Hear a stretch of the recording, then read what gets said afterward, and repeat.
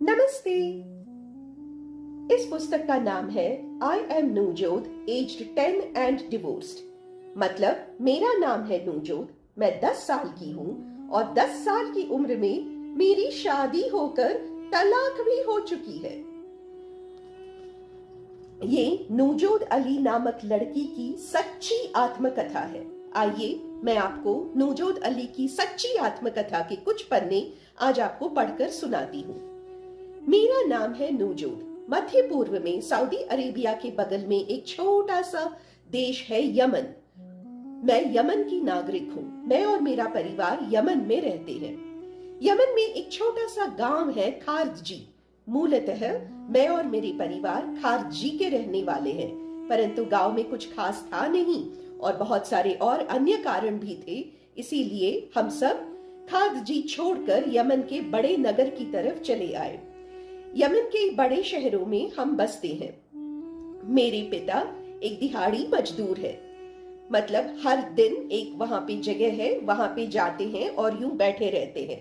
अगर उस दिन कोई काम हुआ तो वो बोलते हैं कि हाँ हाँ आज काम है, चलो चलो सब चलो, वहां पे एक जगह पे काम है करके।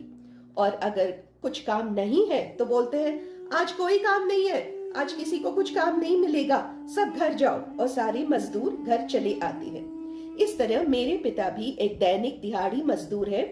उस दिन का कमाते हैं और उस दिन का खाते हैं। सुबह 9 साढ़े 9 बजे तक अगर मेरे पापा वापस घर आ गए तो माँ को पता चल जाता है कि कुछ मजदूरी नहीं मिलने वाली आज, तो वो फौरन मेरे दोनों भाइयों को और कभी कभी मुझे भी भीख मांगने के लिए चौराहे पे भेज देती थी। तो बस इतना ही था हमारा जीवन। पापा को मजदूरी मिले तो हम सब स्कूल जाते थे, पापा को मजदूरी ना मिले तो हम चौराहे पर भीख मांगने जाते थे। तो ऐसे ही गुजर रहा था।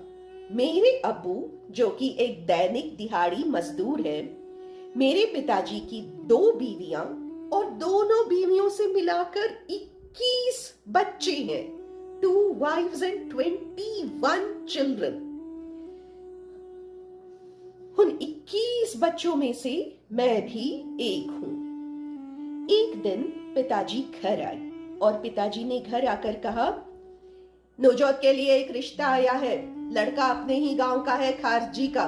मैंने बात पक्की कर ली है, 1.5-2 महीने में नवजोत की शादी करवा के भेज देंगे। रिश्ता वो तय करके आए थे, वो कोई मेरी माँ से उनकी राय नहीं मांग रहे थे। वो बस माँ को बता रहे थे कि रिश्ता पक्का करके आए हैं।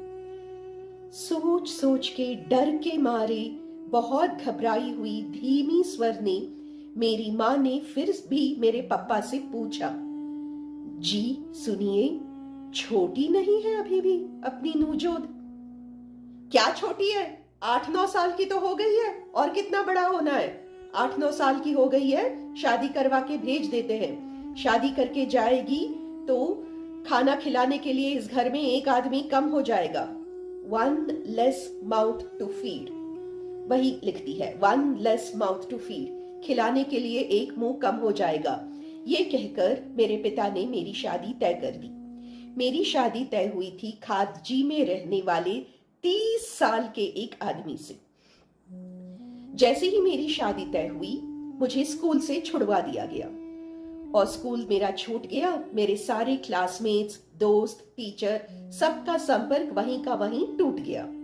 मेरी शादी भी हो गई और शादी के बाद मुझे अपने पति के साथ अपना ससुराल यानी कि छोटा सा गांव खारजी वापस जाना पड़ा।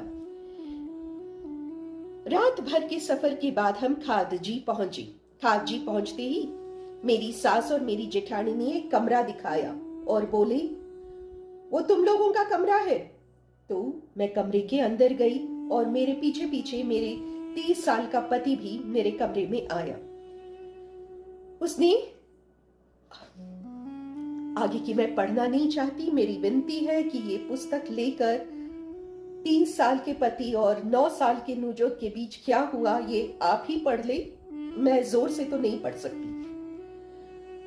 अगले दिन सुबह मैं उठी, पूरे बदन दर्द कर रहा था, पेट में बहुत जोरों की दर्द हो गई थी।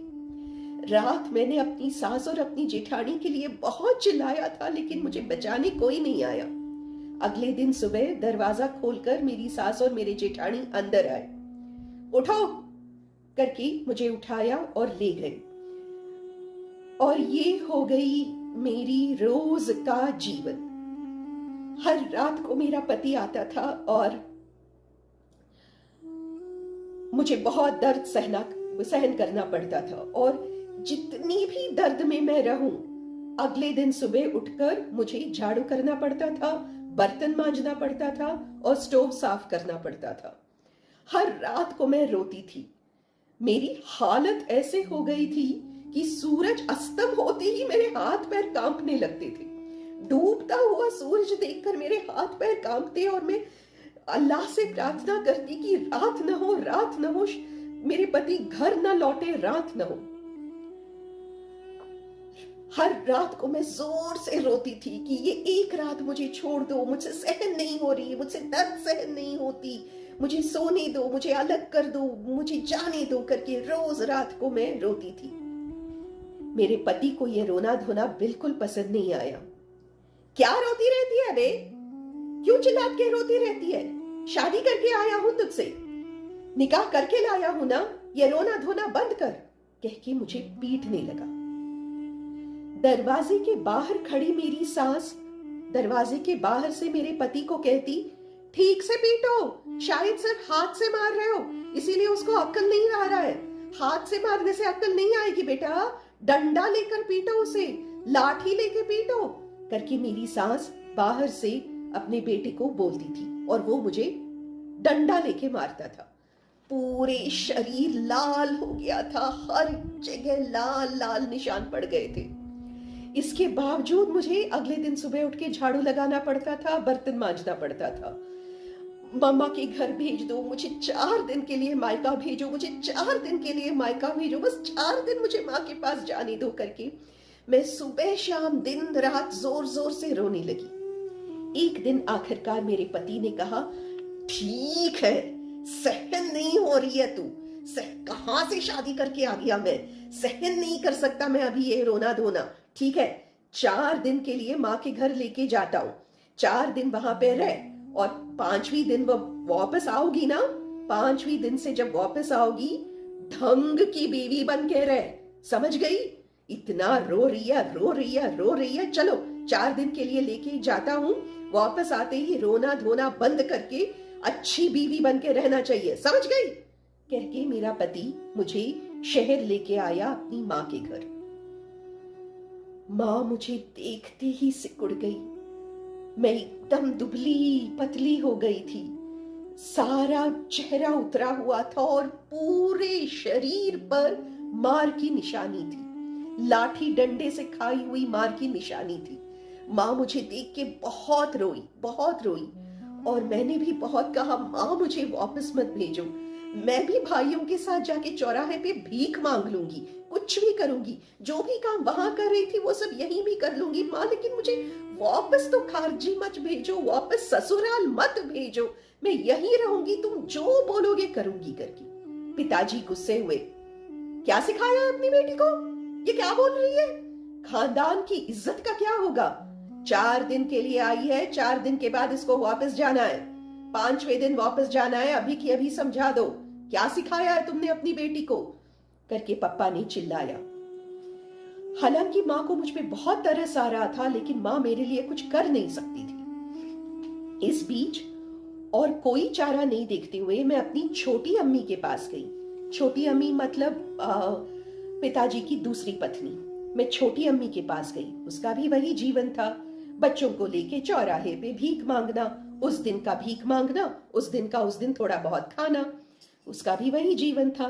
तो मैं छोटी अम्मी की झोपड़पट्टी में गई और मैंने कहा, छोटी अम्मी कम से कम आप तो मुझे अपने साथ रख लो, मैं ससुराल वापस नहीं जाना चाहती, प्लीज मुझे ससुराल वापस मत भेजो, मैं आपके यहाँ रह लूंगी, नौकरानी बन के रह लूंगी, मुझे ससुराल वापस मत भेजो। छोटी अम्मी ने मेरी तरफ देखा, उन्हें भी मुझ पे बहुत तरस आ गया था।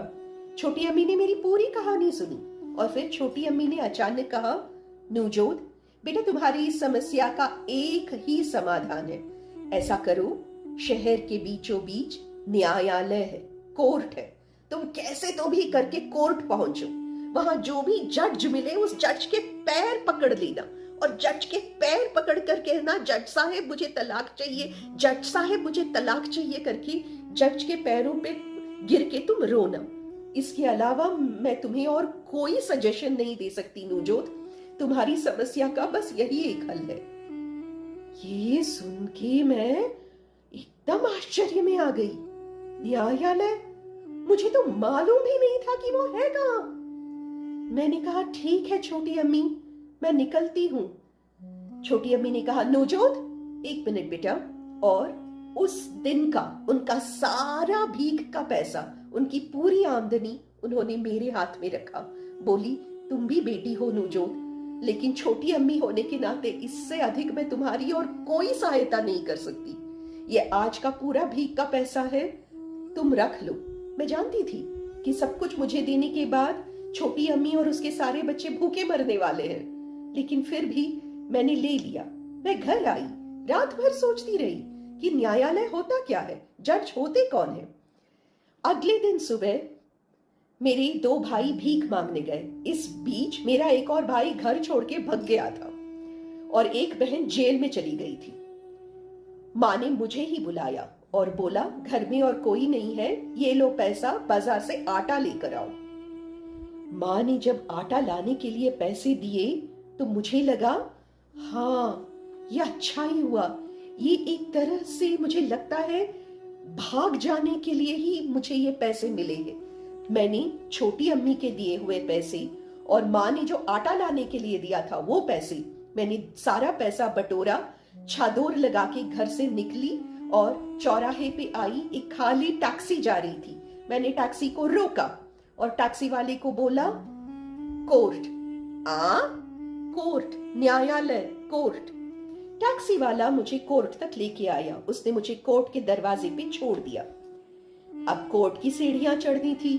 यहां तक तो आ ही गई हूं। दुनिया भर का धैर्य बटोर कर मैं कोर्ट की सीढ़ियां चढ़ी। सब लोग लाइन में बैठे थे, मैं भी उनके साथ लाइन में बैठ गई। एक आदमी एक पुस्तक और एक पेंसिल लेकर आया। वो सबसे पूछ रहा था आपकी क्या शिकायत है, आपकी क्या शिकायत है, आपकी क्या शिकायत है। मेरे पास भी आया। उसने पूछा तुम्हारी क्या शिकायत है। मैंने कहा मुझे तलाक चाहिए। तलाक, तलाक, मुझे तलाक चाहिए। उसने यूं मुझे देखा और बोला बेटी यहीं बैठी रहना, हाँ कहीं जाना मत, मैं वापस आ रहा हूं, यहीं बैठी रहना।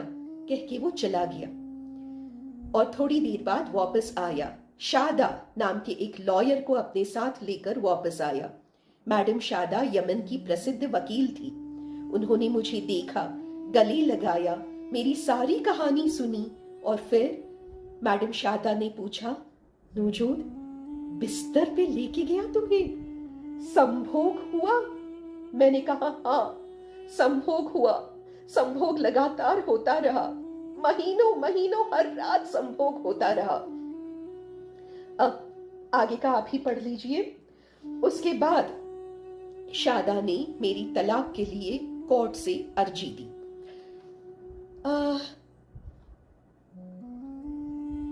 तो ये है नवजोत की कहानी और असली कहानी यहीं से शुरू होती है, क्योंकि I am Navjot age 10 and divorced. तो नवजोत को तलाक कैसा मिला, नवजोत की तलाक में क्या क्या अड़चन आई, नवजोत को अपनी तलाक के लिए कितनी मेहनत, कितनी संघर्ष, कितनी मशक्कत करनी पड़ी, यही कहानी है। और ये मत समझिए कि ये कोई 11वीं या 12वीं शताब्दी की कहानी है, ना ना ना, ये 2008 की कहानी है। ये नवजोत अभी भी जिंदा है। ये 23-24 साल की नवजोत आज भी है। यूट्यूब पर इसके वीडियोस आज भी है और अप्रैल 2008 को ये तलाक का मामला दर्ज हुआ न्यायालय में और कई सारी अखबारों में भी आया। तो ये कोई 600, 700, 800 साल पहले की कहानी नहीं है, ये आज की कहानी है। ये इस शताब्दी की 2008 की कहानी है। नवजोत को तलाक कैसे मिली, यही आगे की कहानी है। मेरी सबसे विनती है कि ये पुस्तक लेकर पढ़ें। और मेरी साहिल जी से 3 प्रश्न हैं। ये पुस्तक पढ़ने के बाद मेरी साहिल जी से 3 प्रश्न है। पहला प्रश्न, इस पुस्तक में लिखा है कि शादी की उम्र 6 साल की होती है और क्योंकि नवजोत 8-9 साल की थी, शादी की उम्र से 2 साल के ऊपर की हो चुकी थी। क्या शादी की उम्र 6 साल की है? क्या शरिया कानून के मुताबिक शादी की उम्र 6 साल है? मेरा दूसरा प्रश्न साहिल जी से, इस पुस्तक में लिखा है कि शरिया कानून में डोमेस्टिक वायलेंस नहीं है। पति अपने पत्नी को जितना चाहे उतना मार सकता है, पीट सकता है। पीटना पति का अधिकार है, सहन करना पत्नी का कर्तव्य है। क्या ये सच है? क्या शरिया कानून में पति को जितना चाहे उतना पीटने का अधिकार है? और तीसरा प्रश्न जो मैं साहिल जी से इसलिए पूछ रही हूं क्योंकि किसी और से पूछ नहीं सकती, क्या एक ऐसी लड़की जिसकी ऋतुचक्र अभी भी शुरू नहीं हुई हो, जिसकी मेंस्ट्रुएशन साइकिल अभी भी शुरू नहीं हुई हो, क्या एक ऐसी लड़की से शादी करना और एक्चुअली उसको बिस्तर पर ले जाना इंडियन पीनल के कोड के हिसाब से तो गुनाह है, पर क्या शरिया कानून सच में इसकी इजाजत देता है? Is sex with a premenstrual girl really allowed in sharia law? तो ये पुस्तक पढ़ने के बाद ये 3 प्रश्न मेरे मन में उठे। मैं चाहती हूं कि साहिल जी इन तीनों प्रश्नों का उत्तर दे और मेरी पूरी दुनिया से विनती है, ये पुस्तक लेकर अवश्य पढ़े। हो सकता है कि सारे भगवान एक हो, शायद सारे भगवान एक हैं, पर सारे कानून व्यवस्था एक नहीं है। यही सीखने को मिला मुझे इस पुस्तक से। नमस्ते।